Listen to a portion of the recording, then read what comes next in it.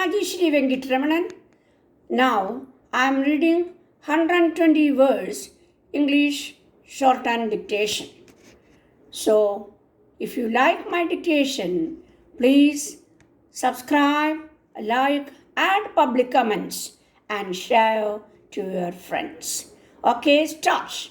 Mr. Governor, Mr. Chief Minister, ladies and gentlemen, it is a matter of gratification that this state is for going ahead with schemes for provision of medical relief, sanitation, and other necessary services in a vast country like India with a large population, much of it ill-nourished and with ill health. It is more or less inevitable and necessary consequence. We are therefore trying our best to tackle this question from both ends. While on one side efforts are being made to improve the living conditions, to raise the general living standard of our people, which will include also improvement in their health. On the other side, attempts are being made to provide medical facilities and service on as large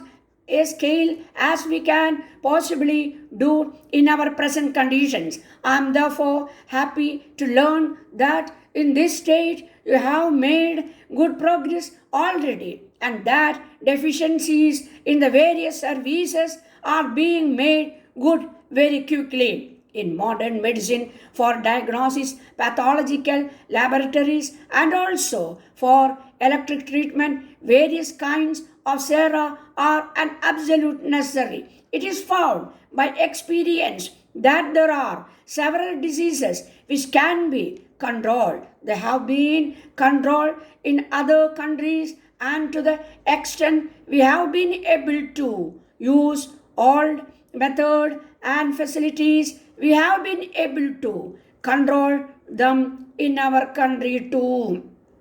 It is therefore essential that each state should have all the necessary equipments for the purpose of supplying the drugs, the sera, and the vaccines which are required for the purpose. I know that in some states we have got up to date and very good laboratories which are doing this work, but as they are not sufficient for this country, you are going in for more by expanding the laboratory here as well as by establishing regional laboratories. In modern days, everyone who goes to a doctor finds that a doctor by himself is not able to diagnose his illness. He needs the help and assistance of a laboratory, and each laboratory requires scientific instruments and other kinds of equipments besides a staff of trained men.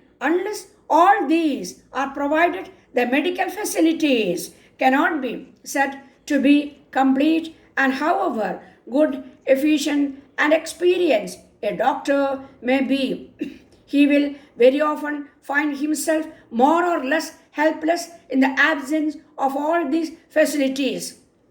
It is therefore absolutely necessary that these facilities should be provided on as large a scale as medical facilities in other countries are provided, and both for the purposes of preparing sera and vaccines and things of that sort which are required for preventive purposes as well as for curative purposes. We should have large-scale manufacturing laboratories. I am glad to learn that you will become self-sufficient in these respects in a short time, and once you become self-sufficient, you will not have to look to other states for supply of all these materials. But as you have said, you are also deficient in supply of trained personnel. That has also to be provided, and I am glad you are opening new colleges and institutions where young people may be trained. I will, as the Chief Minister has pointed out, take a little time to get these men in their proper places. The medical studies themselves are somewhat prolonged, taking not less than 5 or 6 years in a college, and mere study in a college is not sufficient to make a very good and efficient doctor. He requires more than that, and that can come only through experience. So it will take a few years before you are able to have good and efficient personnel in all your hospitals and dispensaries of the country. This kind of delay is inevitable, and all that I can say is that we should be alert and on the lookout for deficiencies to make good, so that before the evil effects of such deficiencies become apparent, we are in a position to meet them. In this country, we have been able to control many bad diseases.